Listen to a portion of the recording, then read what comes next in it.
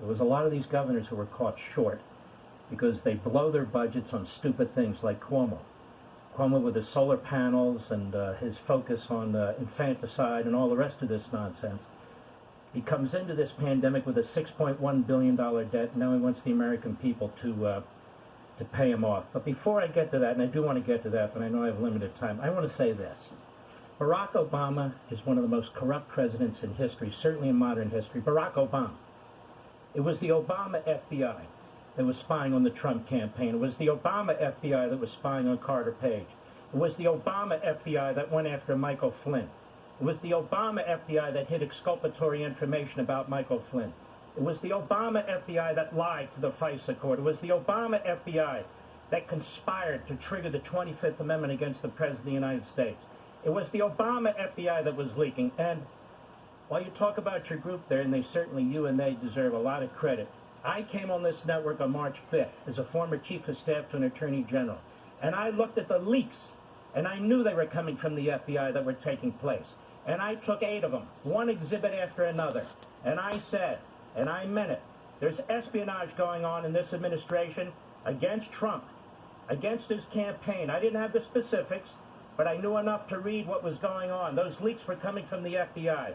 And I want the American people to know that one of the problems is, in addition to the most corrupt president in modern history, Obama, we have the most corrupt press in modern history. You want to know why? There are dozens of former Democrats that worked on Capitol Hill, that worked in nonprofit groups, that worked in the Obama and Clinton administrations, who are now so-called news journalists in the media.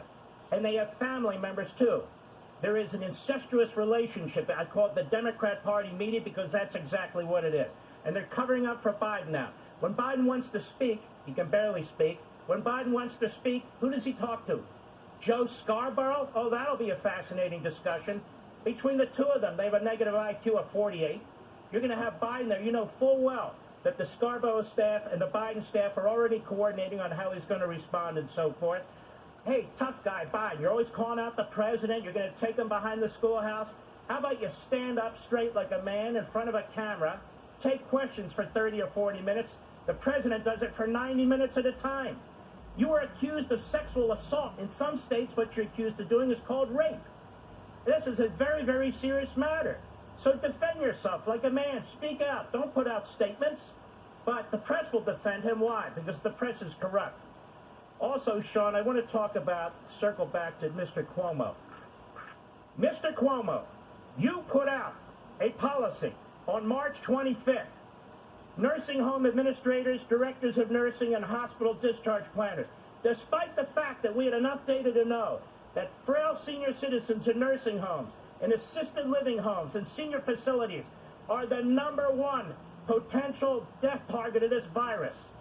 You sent coronavirus positive individuals into nursing homes. And now you're blaming the nursing homes. Here it is. Here's your order, right here. It says no resident shall be denied readmission or admission to the nursing home solely based on a confirmed or suspected diagnosis of COVID-19. Nursing homes, listen, America, are prohibited from requiring a hospitalized resident who is determined medically stable to be tested for COVID-19 prior to admission or readmission. The next day, the nursing homes and their association begged the governor, please don't do this. We can't handle these people. We have senior, frail residents in here. And what does he say? He doesn't care. In fact, the title in the Wall Street Journal that day was, New York mandates nursing homes take COVID-19 patients. What kind of an idiot do you have to be to take COVID-19 positive patients out of hospitals and put them with frail senior citizens in nursing homes? They're not set up for that. That guy, honestly, has blood on his hands and a big mouth to boot. Now, the Florida governor, he says, hey, the data shows nursing homes are a problem. Assisted living homes are a problem. What does he do? He moves his medical resources into those areas to try and protect those people. Yes, Sean. 25% of deaths in New York, and he had the Navy ship and the Javits Center COVID-19 ready, and they didn't use it. That makes it worse. Mark Levin, great one, every Sunday night.